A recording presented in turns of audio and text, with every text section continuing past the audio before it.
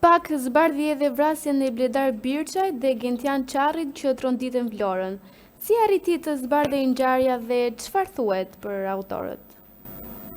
Po në fakt janë dy ngjarje të cilat kanë ndodhur vetë në harkun kohor të një muaji të vitit 2021. Dy persona janë ekzekutuar, njëri në shkurt, tjetri në muajin e mars. Gentian Çarri u vra teksa lëvizte i qeti vetëm në rrugët e Vlorës, në afërsitë e banesës së tij, ku personat pa identifikuar e qelluan me nga një automjet i cili ishte në lëvizje, një Toyota Yaris, që më pas rezultoi që të ishte mjeti autorëve që u doq në pyllin e sodës në Vlorë. Ky person, Çarri, rezulton të jetë një person me shkuar kriminale, kryesisht në trafikun e lëndëve narkotike, dhe po ashtu dhe Bledar Birçaj, personi tjetër që u ekzekutua një muaj pas Çarrit, ishte po ashtu person me rekorde kriminale që kryesisht jetonte në Spanjë, por aktiviteti ishte trafikimi i lëndëve narkotike. Dhe duke ditur edhe tipologjinë e grupit kriminal, të goditur së fundi nga prokuroria e posaçme, ajo e trafikut të lëndëve narkotike, siç duket për dy persona,